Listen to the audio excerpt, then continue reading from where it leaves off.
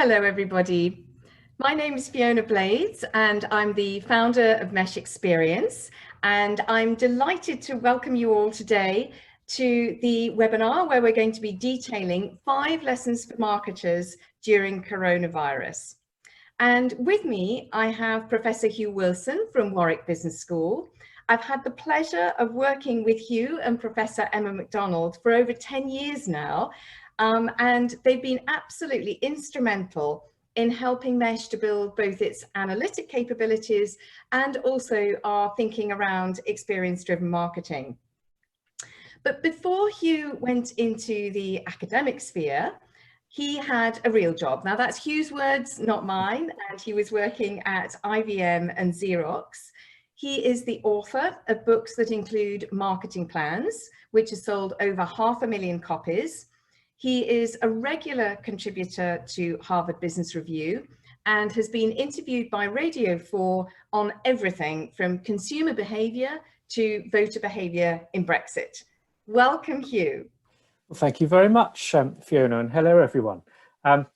Yes, I guess we started working, Fiona, a number of years ago because I and my colleague, Emma MacDonald at Warwick, who you mentioned, have been doing a lot of work on customer experience management and what makes it work. And of course, a crucial part of that is experience insight.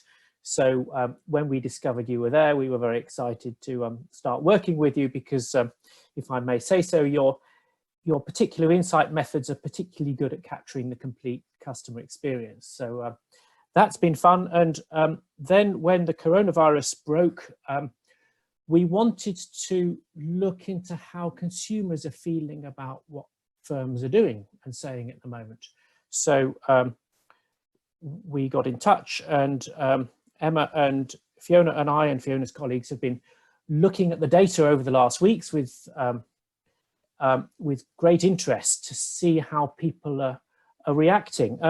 And of course, their reactions are changing all the time. So the 5 lessons we advertised have already changed in the last week because we've been looking at what people are saying this week rather than last week. So I hope you'll enjoy the 5 lessons this week as opposed to what we advertised. Fiona. Thank you. Well, we'd actually love this session to be a little bit interactive. We've only got Hugh and I doing the tech bit here, so bear with us if anything goes wrong on that. But before we start, we'd love to know, perhaps in the chat box, you could just say where you are in one word and one word that describes how you're feeling today.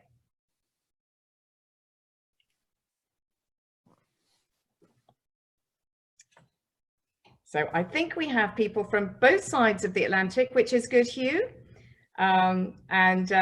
We welcome all of you. Lovely Dublin, we're seeing coming here, and happy. That's great. Portsmouth and interested. India, hot sun. In Spain, oh, look, this is truly international. Long Beach Island, New Jersey, peaceful. Argentina, Bangkok. Oh, okay. And Mexico and Italy.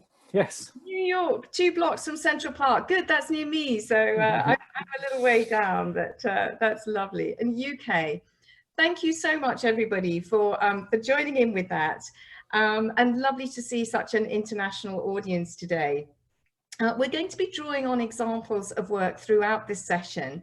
But we know that you will all have lots of good examples and good thoughts. So please do just pop those into the chat when you're feeling like it. Put a comment in. Let us know how you're feeling, and we'll try and keep up with that at the same time as sharing our presentation. At the end, we will be having Q&A, so questions are most welcome. I'm now going to share my screen so that we can actually start looking at the slides.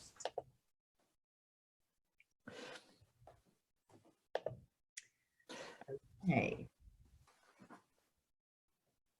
So I hope that we can see that. So the first lesson was keep up with your customers. Just as we've been having to try and keep up with them in the last few weeks and their changing mood, everything that the firm says has to adapt really surprisingly fast. I'm not sure I remember last year thinking it was particularly normal, Fiona. It certainly doesn't feel normal now. You know, maybe one feature of the new normal is actually a greater pace of change. I know people are always saying that, but it really does seem to be true in the last few weeks. There are dramatic changes in the metrics when we analyze your data from 1 week to the next. So moods are changing, people's circumstances are changing, the public mood, of course, is changing, but individuals' mood is changing. And I think an implication that we're picking up is certainly right now, maybe into the future, we need an accelerated loop of collecting insight and turning that insight into action. So we need not just agile insight, we need agile marcoms, agile experience management, and so on. So Fiona, you've been looking at banking in particular to illustrate what's going on in banking in terms of keeping up with your customers. Brilliant. Thank you very much indeed, Hugh.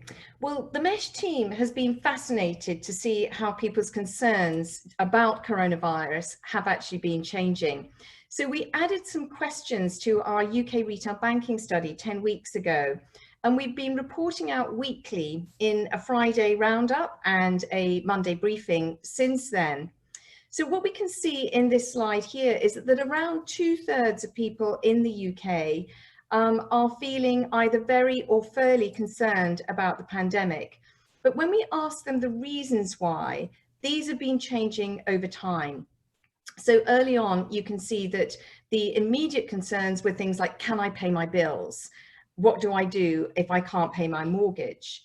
But then we started to see worries extending beyond their personal situation as they found that they were coping to things like small businesses and worrying about the kind of broader societal impact that coronavirus was going to have.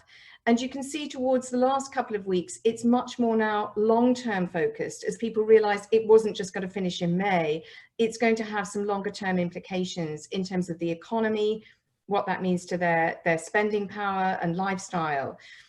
So these really have been changing week by week. We also ask a question: how much is your bank doing, if anything, to help its customers during the COVID-19 pandemic?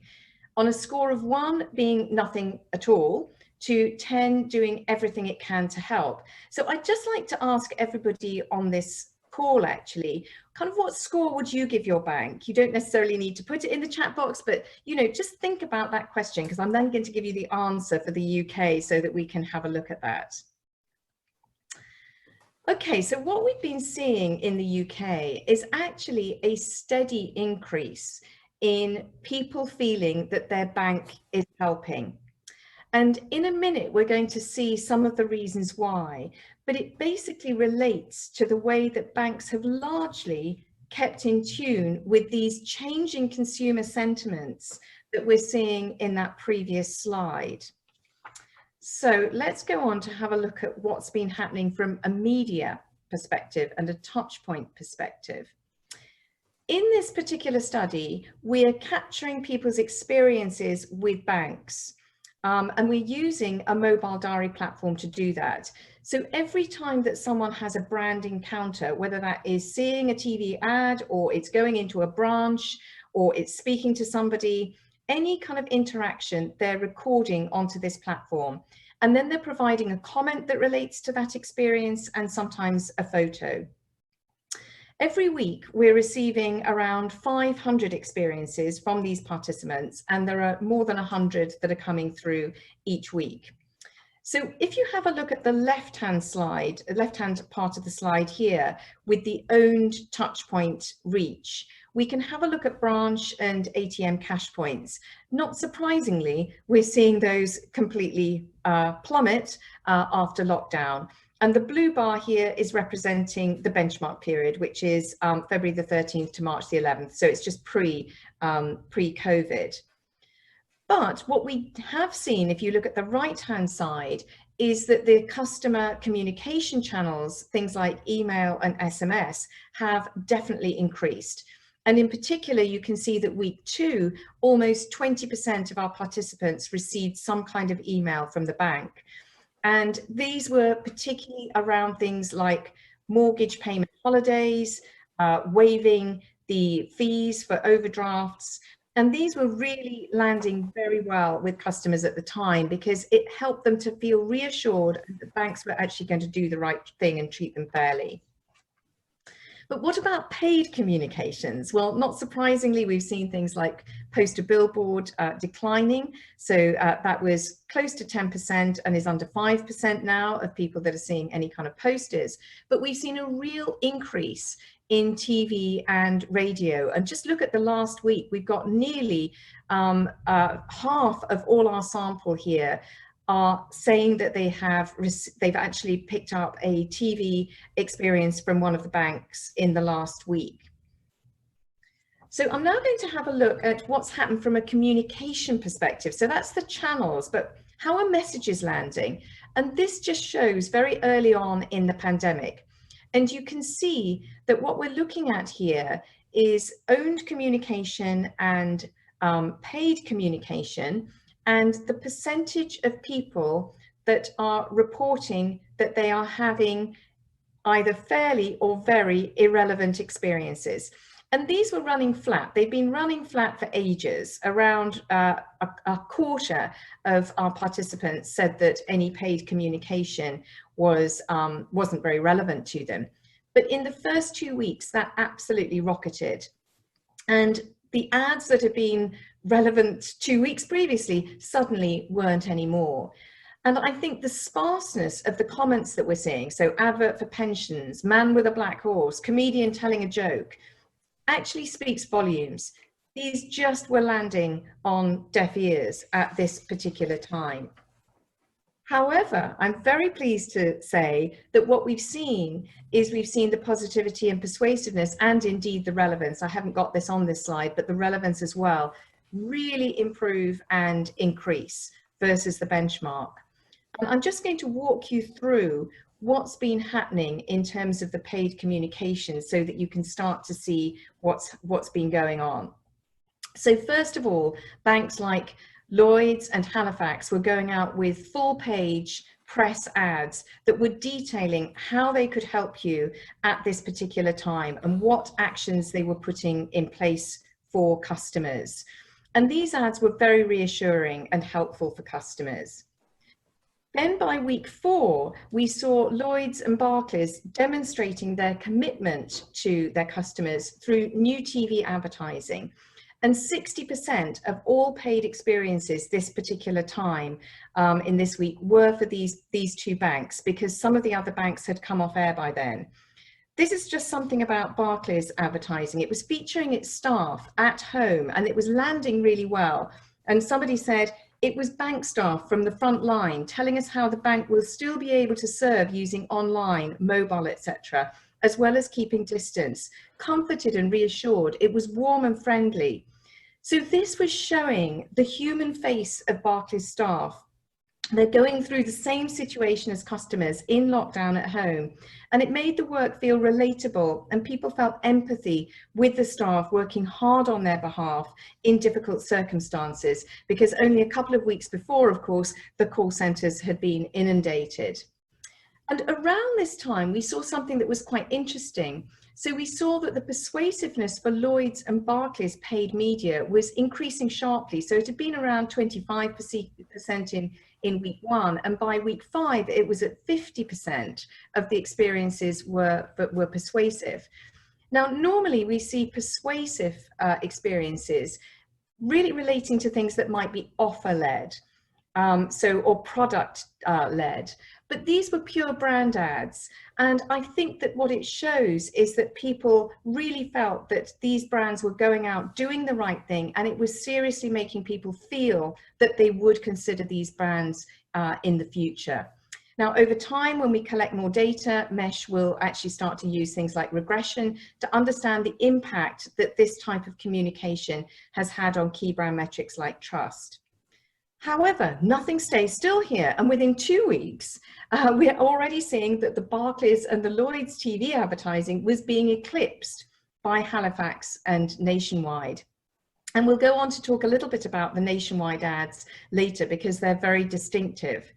And just at the moment, we're seeing that Halifax and Barclays ads are generating the most positive responses. So that's a little bit of a skip through what's been happening over the last few weeks, Hugh. I'm going to hand back to you now. Yeah, we'd be very interested to hear in the chat box if you've come across any examples, either in your own work or just as a consumer or a business customer, of firms that are managing to keep up with the changing customer. Well, this was an example that tickled our fancy. Progressive, which is an auto insurer in the US, they've had a long-standing series of adverts featuring 6 employees, who you can see here. So when lockdown happened, they started taking those adverts into a kind of working from home environment. This particular one, the lady in the top right corner, doesn't realize that she's not on mute, and she's slagging off one of her colleagues, Flo, who's in the top left corner, to a family member. And Flo, as you can see from the picture, isn't taking it very well. It's funny, this, if you wouldn't mind skipping forward to the next one, comes across well to people. Best social distancing comedy I've seen. Someone might be in the wrong business. It engages people. People want to hear what happens next to the story. We want Alan, Alan, Alan. Okay, that was also a great commercial. They also get in their sales message effectively. And of course, it's agile.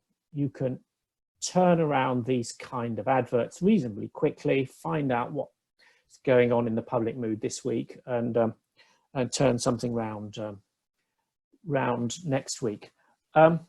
So if you do have any other examples you'd like to share of that, do pop them in the chat box. We'd love to hear. And we'd also love to hear if you've got any thoughts on what this does to practice within the firm in terms of this agile insight into action processes. Does anything work for you in making that happen? The second lesson is to speak to the changing social identities of our customers. And let me explain this one a little bit. If I'm teaching for Warwick in the Shard, the whole environment kind of triggers me to think of one particular social identity I have, one particular group I want to belong to, which is kind of urban, successful, professional. So that's a great time if you want to sell me a nice Paul Smith shirt, great time to grab me. If I go into the Barbican, the whole environment primes me to think about my identity as a musician. If I'm supporting football, then I will do anything to help my team beat Tottenham. So, you know, I'll buy the shirt and I won't mind how much people pay themselves. In a lockdown situation, however, our very physical environment tends to make us live in some different and more fundamental social identities for much of our time. We're simple creatures. We only have one social identity primed at any given moment. And the insight we've been looking at suggests that the way people word their messages, most of the time people are thinking about me or my family or our country. Not necessarily in a nationalistic sense as against other countries, but our country in the war effort against a different outgroup, the COVID species. So how's this playing out with banking examples, Fiona? Thank you, Hugh. Well, these are some comments that we saw from people that perhaps give you a bit of a flavour of how they were identifying with others. So the first one, which is early in the pandemic, is somebody that is just really thinking about their personal situation. I'm afraid that I'll lose my job and I won't be able to pay my bills. But then, as we said a little bit earlier, people started to think then more around, well, what about the local community? What about the small businesses, the little shops that I can see? They need some loans to be able to keep going. And then we've got this one from a later date. The children's dad's fine, but I haven't been able to work, and a job I was supposed to start, I wasn't able to. So here we're seeing, you know, the wider family situation being more present in somebody's minds. Back to you, Hugh. Yeah, so we've got me, we've got the family, we've got the country in its in its war effort. And so that affects how we react to all sorts of things. Going back to football, we now do mind if footballers don't take a pay cut and more poorly paid staff in Tottenham Football Club do take a pay cut. It changes how we think about things. Will this last? Will people continue to be more collectively minded and demand more collective behaviours from companies? Well, sadly, there's no reason to think so yet, because the moment our physical environment starts changing and we're out and about, that will ping those social identities. All of a sudden, I will do anything to make my club win. And if that means paying the lead players a fortune and paying other people very little, then so be it. At least that's what might happen. It'll be interesting to see.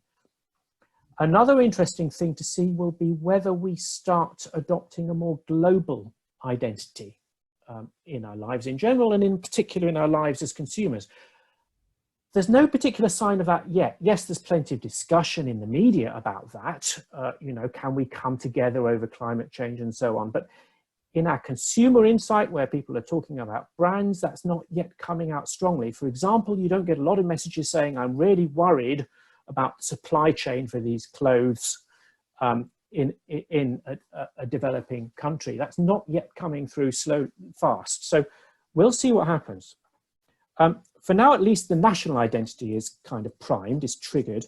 And that comes through in what we want from firms, if you wouldn't mind going on to lesson 3, Fiona, which is to help us, but also to help different customer groups and to tell us about it. We positively want to know that you're helping other people in this kind of war effort. It's that national identity again. It's, help the frontline soldiers. And Fiona, how's that playing in banking? Well, this was one of the earliest examples that we saw, Hugh, and we could see that this was a very positive comment that was coming through from someone. It told about their opening hours and a dedicated phone number for the over 70s. And in particular, I think that early in the pandemic, a lot of people went to the phone. They wanted to speak to somebody at their bank to be reassured, to find out what was going to happen.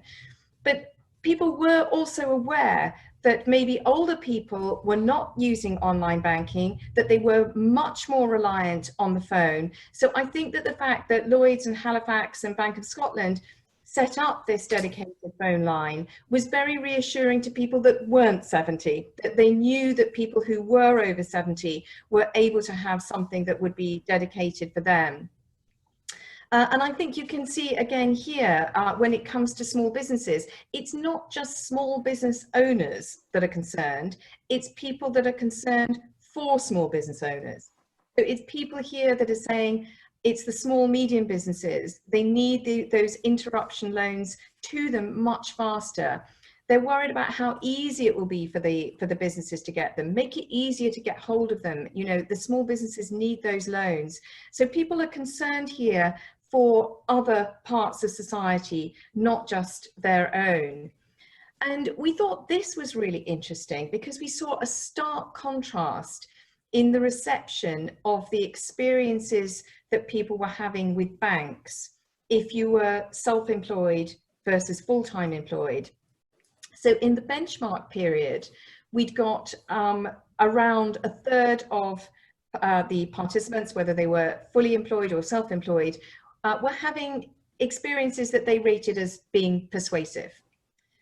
This increased for the full-time employed. So now around 40% of the experiences that full-time employed are having with banks, they're rating as either very or fairly likely to make them choose that bank next time. Whereas for the self-employed, that's actually plummeted. And it looks as though the self-employed are really falling between the cracks here because they desperately need the help that banks can provide, but they're not the big business customers that might be being serviced. So this definitely looks to be an underserved part of the community. Hugh, I'm going to hand back to you now on this one. Yeah, and it's not just different customer groups that we want firms to help at the moment. it's other people in the war effort. It's suppliers, for example, it's employees. There was a lovely example that one of you has just sent actually in the chat box. If you don't mind me quoting you, Laura, Laura Bright said, "I love, love, love that you are crediting an Unsplash photo." A few slides ago, we had a photo that we got online and we picked it up from, there's a great website called Unsplash. Do you photograph on it, Laura? Anyway, and so we bothered to credit the photographer, which is what you're meant to do, but not everyone does. I wonder, I'm delighted to hear that, Laura, and we're not just doing it because of coronavirus, but we see more of those kind of messages at the moment than usual. People are being a bit more, what the psychologists call pro-social at the moment. We've seen plenty of negative examples recently of chief executives getting bad press because they haven't treated their employees well, and that comes across badly, not just in their employer brand, but also in their customer brand. And we pick that up a lot more at the moment, don't we, Fiona, than normal over the last. Absolutely. And it's a difficult balance, I think, for companies when they've got to look at their own employees, and also then they need to think about their customers and the wider society. They're having to balance all of these different stakeholders. They are, and no one expects firms not to have to make people redundant. But I was struck by the massively positive press that Airbnb has had over the last week. Not that it needs it, but Brian Chesky had to cut 1,900 jobs, 25% of the staff, but he gave them 14 weeks pay, an Airbnb laptop, an equity stake, job advice, and crucially, if you're working in the US, health insurance for a year. It's the right thing to do. I don't doubt that he did it because he does his best to be values-led. For example, he's announced that if he floats his company, he will make it some form of stakeholder enterprise, such as a benefit corporation, where you're legally mandated to look after social and environmental issues and not just financial ones. So it comes from a good place, but it does have a spin-off benefit in terms of employer brand and consumer brand. So we want empathy and we want care. We also, interestingly, we want reassurance. And I've been interested, Fiona, how often we've seen reports on experiences coming in the last weeks that have explicitly talked about reassurance. And this is one reason for the fourth lesson, which is that we should use distinctive assets, such as the famous Lloyd's horse. We dug out this cartoon from 1920 and we were interested to find out quite how far back it goes. And actually the first recorded use was in 1677 in Lombard Street in London. And it's interesting how often people have been managing to make use of those kind of long-lasting assets in order to reassure. So how's that playing with customers at the moment, Fiona? Well, let's have a look at what we've been getting back from our customers. You can see here the photo is definitely one that has been sent by a participant here. It is of the TV screen itself. But I think that the actual comments really are speaking volumes here. So you've got Black Horse with foal traveling over different terrains together, strapline by your side. The fact that these ads are iconic. I thought it was lovely as well that it wasn't just the Black Horse, but it was the foals, and that kind of gave you a sense of bit of the spring is coming. You know, it was giving that sentiment, I think. But in addition to strapline, horses, we've also got the music here that somebody's mentioning. So you know that we're getting great music. And so often, Hugh, when we're picking up experiences, what we hear is somebody saying, "Oh, I was getting the dinner ready," and then the ad came on. If you don't have those sonic reminders, people will miss the cues that your ads are on air at the time. Another one we talked about earlier, and this was nationwide. It has a very distinctive style of advertising and is being used to very good purpose here. So this is the poetry type advertising that Nationwide has as a campaign. But what really landed well when this came out was not just the fact that it was distinctive, but also it was one of the first ads to look forward. And here you can see somebody saying in the comments to us, a lady was talking to her future self in 6 months' time. And look at the length of the comment as well. Normally, if people are engaged with advertising, they write more about the experience. And if they're not as engaged, they just don't write as much. So I think for both the fact that it was distinctive within their own style, it was reassuring, and also it was forward looking. It was working really well for Nationwide when that was launched. Hugh, on to some other. Yes, looking forward. And we've seen a lot of that, just, wouldn't you say, in the last week, 10 days, Fiona, there's been a lot more people thinking forwards. Okay, I'm managing right now, but I'm thinking about this autumn, or, you know, financially, is my kid going to go to university? So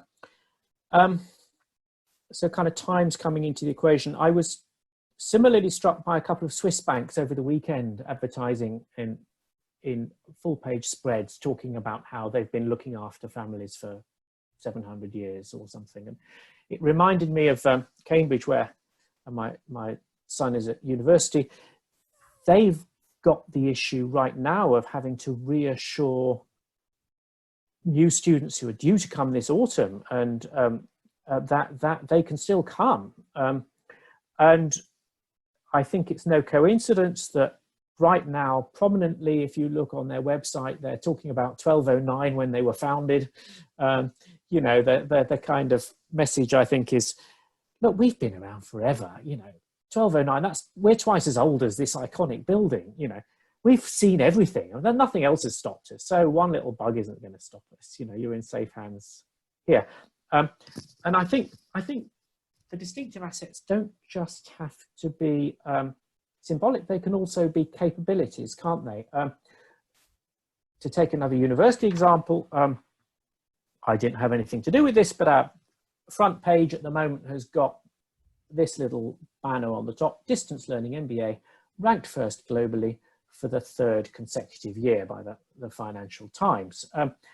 Is that because we want to entice more online MBA students? I don't think so. As far as I'm aware, we've got no shortage of customers at the moment. But I think it does act to advertise our distance learning capability, that you're kind of in safe hands if you study with us. So the final lesson is a little more forward-looking and a little more speculative, because one thing that you were commenting when you were looking at last week's data, Fiona, was that there was a danger of, in the banking sector, and you also mentioned one of the other sectors in which you work, there was a danger that while firms were doing better than they were a month ago, they were a bit samey. They were a bit undifferentiated, copying things that work, and that's fine, but where do we go next to differentiate? And we would like to suggest that a good place to start is to brainstorm, to riff around your purpose statement. We've all got them nowadays. The Coca-Cola, for example, to refresh people in body and spirit, HSBC to help people fulfill their dreams. I think maybe a next challenge is to start holding our own employers to account on the purpose statement and leverage them. Because if you start innovating around your purpose, you just naturally look at the world in a different way from the competitors. If you think of Dove over the years, from taking their values-led purpose of helping the self-esteem of women, as a result, they come across in a very fresh way in everything they do, and that's strongly differentiated and financially successful. I think we're waiting to see much of that in banking. We're seeing it in corporate philanthropy, yes, volunteering and so on. We're yet to see it in innovating the core value proposition, which isn't really a criticism. It's, banks have been a little busy like everyone else. And it would be nice to see the likes of Coca-Cola, rather than just going dark, saying, surely our customers have got needs to do with being refreshed in their spirit, if not in their body. Why can't we start using this as a platform for for innovation, and that would be nice to see. And Fiona, you've been reflecting on your own experience. Yes, I have, Hugh. So I was really struck by something that Sarah Bennison said she's the CMO of Nationwide, in a Marketing Society Bravery conversation with Gemma Greaves about 10 days ago.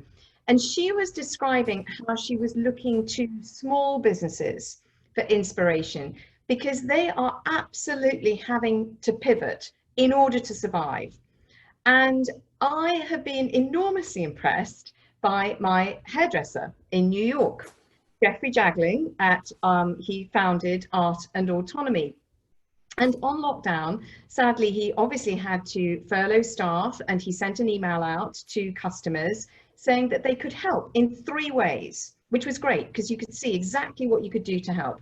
Number 1, you could buy a voucher to use in the future or to give to someone as a gift.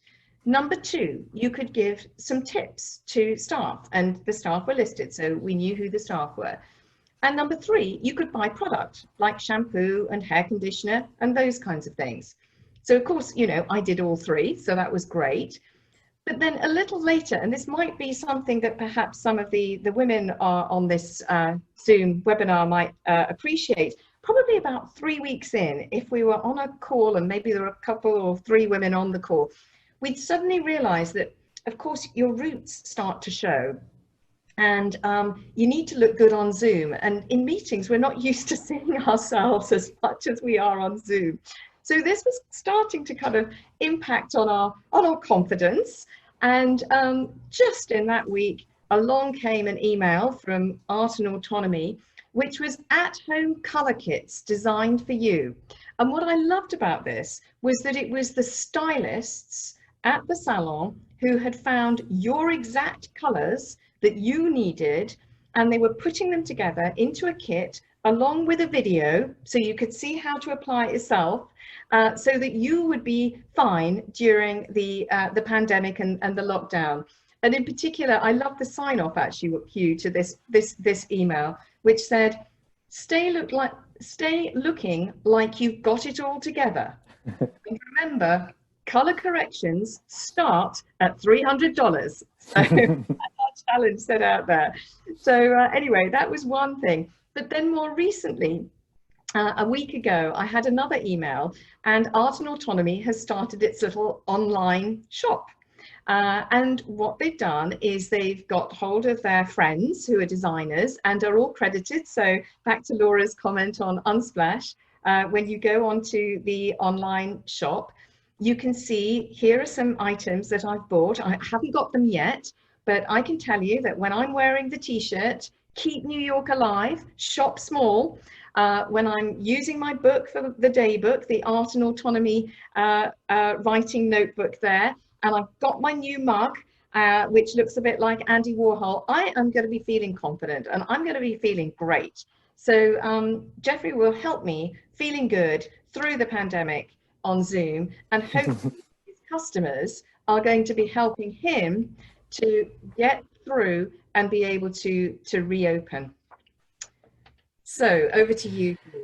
Yeah, I'd be interested in anyone's experience who's on this call on Adidas versus Nike and your impressions of what they're doing, because you know, in my kind of the sustainability part of my work, which is a lot of my time nowadays, we tend to notice Nike seeming to try harder to be purpose-led than Adidas. That's quite evident if you look at their corporate site. In your face is our purpose is to do everything possible to expand human potential.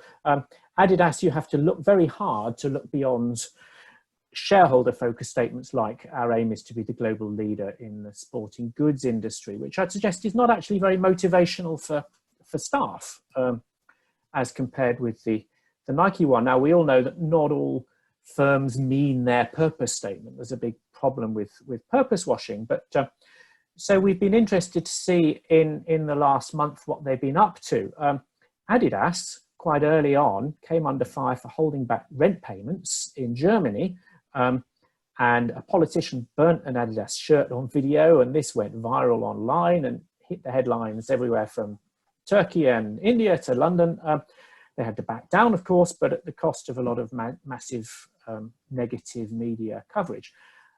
Nike, not only have they avoided such disasters, they've been coming across in quite a positive way. If you click again, Fiona, there was one thing they've done is they've taken this notion of human potential. They've said, okay, if you've got a body, you're an athlete, as they say famously. What are people's needs right now at home? Well, maybe it's not to be faster at running than I was last week. Maybe it's to look after my body in other ways and my mind. And so they've got, you know, little online programs like, you know, advice on eating healthily and so on.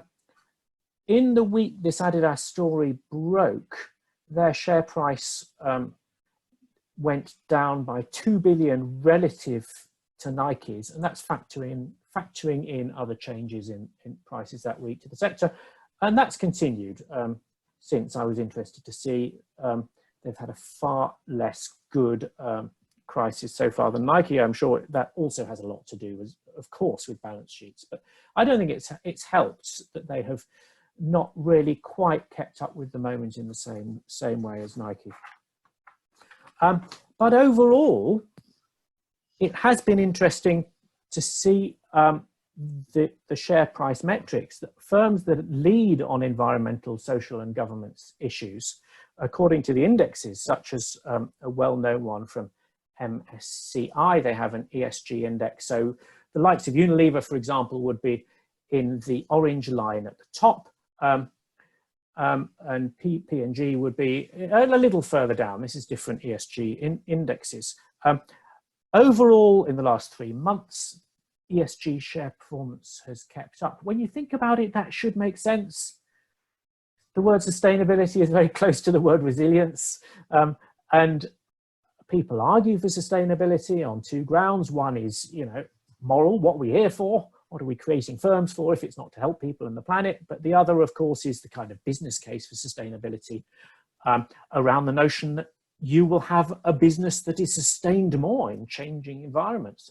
So far, that seems to be the case. And that's the case also if you take a 5-year view. I'm not claiming for a moment that every firm that does its best to be responsible will do better than every firm that doesn't. But I think there is a kind of higher road we can tread, I think. Fiona.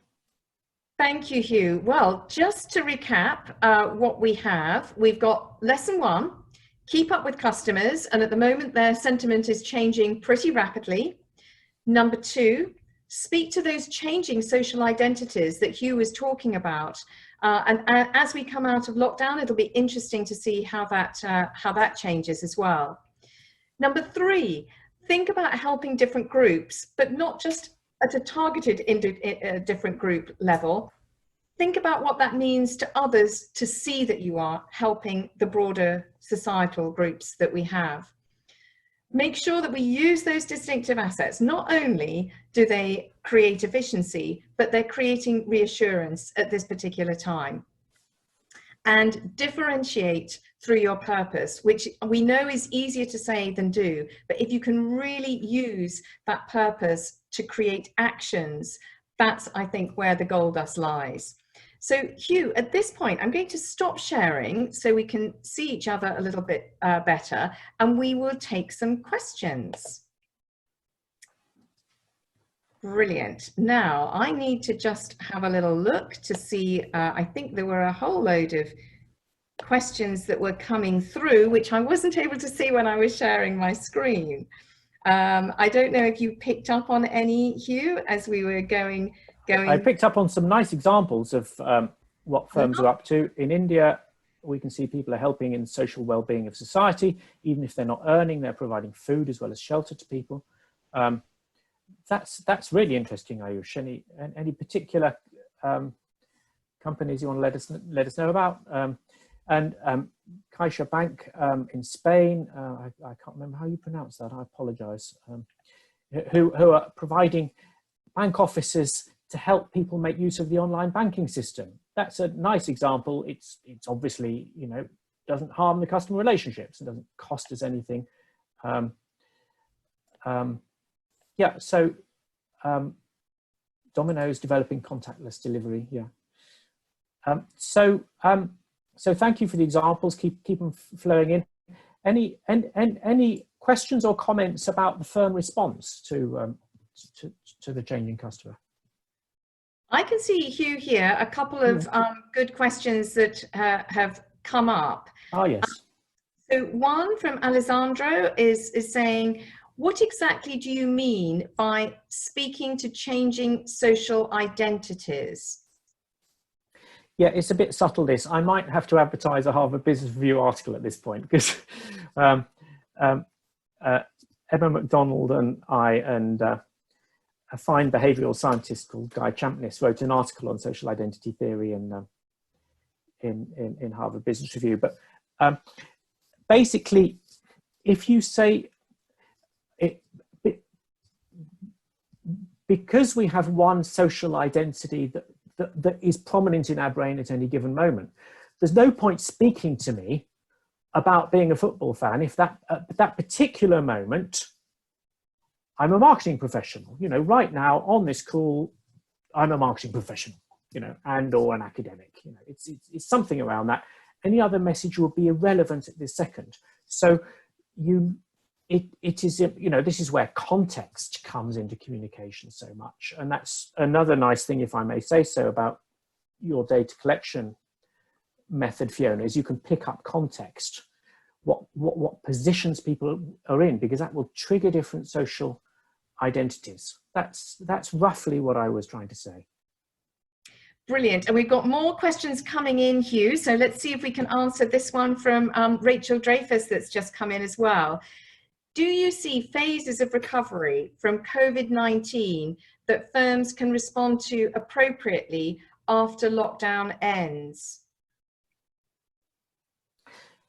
And I'm really sorry, I was reading another one. Can you say that one once more, Fiona? I can, or I can dive in as well. Do you see phases of recovery from COVID-19 that firms can respond to appropriately after lockdown ends? I mean, maybe I'll start, shall I start? And then you can kind of chip in. So I think this is a really good question here, because just as we've been seeing things changing so much in consumer sentiment, I definitely think that firms are going to need to respond appropriately in phases.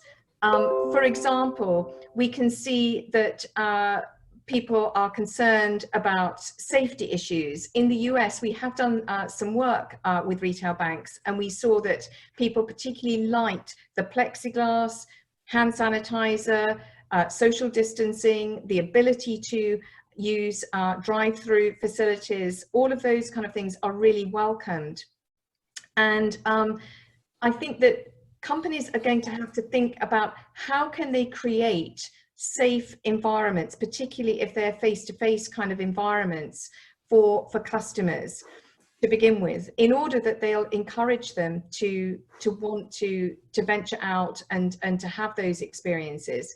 But I also think it's going to revolutionize the digital experience as well, because I was presenting on a webinar last week with Hazel Pitchers from AXA Investment Managers, and of course the teams there were very much having face-to-face conversations with their clients, and now they're not, and that may not go back in the same way that it would do previously.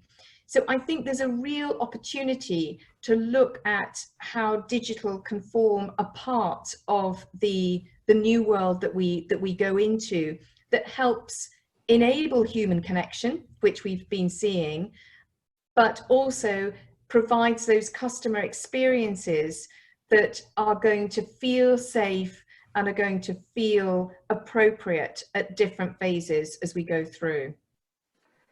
Yeah, and I think service innovation online is clearly going to need to be a competence for many firms who haven't particularly invested in that. We've obviously seen a rapid shift to people buying stuff at home, and that will obviously kind of continue and it won't go back to the way it was before. We'll have a much more of an omni-channel kind of world in terms of stuff. But I think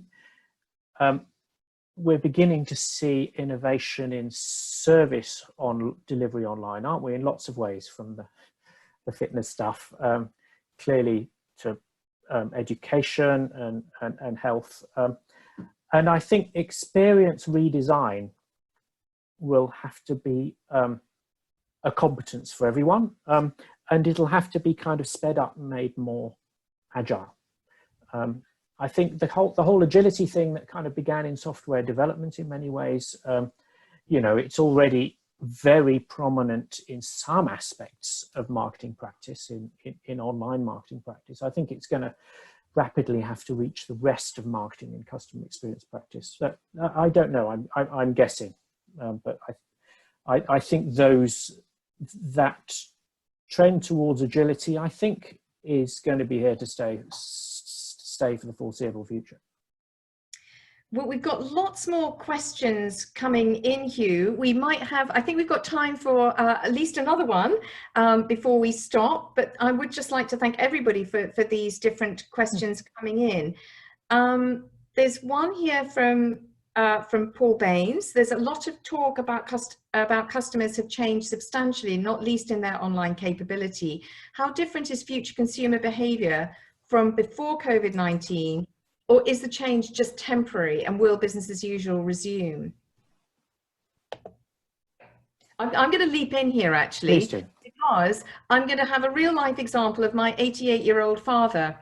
And he's in the UK, in the north of England. He's been on lockdown, and my understanding is that from about a week ago, after Boris Johnson spoke, that people of his age were able to go outside as long as they were correctly socially distancing. So he went on a visit to Lidl, and with his mask and everything else on, so he was all protected. It was the first time he'd been out in I don't know how many days. He had a countdown on his window, letting everyone know how many days he'd been there.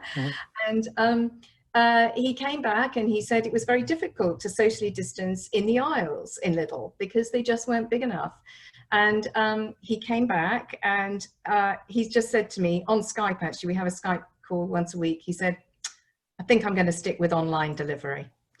And of course, he'd never had online delivery before the pandemic, but he'd had to learn. He's on his own, and he had also changed his supermarket because he would normally shop at Waitrose, but Waitrose has a higher purchase amount than Asda. And Asda, you don't have to spend as much to get the delivery. So he's now buying on Asda, and as far as I can see it, that's going to continue. Yeah, often online, the take-up of things online is held up not because they would be better than the current way of doing things, but because of the inertia of the learning process and you know, the change process. And clearly, this period has forced people to get over that inertia in lots and lots of ways. That, you know, some estimates are that it's accelerated the shift of things online by 2 or 3 years. But in some sectors, it's a lot more than that. You know, that we've been saying for decades that education would start switching to being at least much more blended, and there's no way it's going to go back to the same as it was before. People will demand that they can see their lecture if they want at home, and there's no way that health is going to go back to how it was before. Even for the supply side, it's much more sensible. My brother's a GP. He's not going to want to go back to seeing every single patient face to face. Some of them he can sort out several at the same time through text messaging.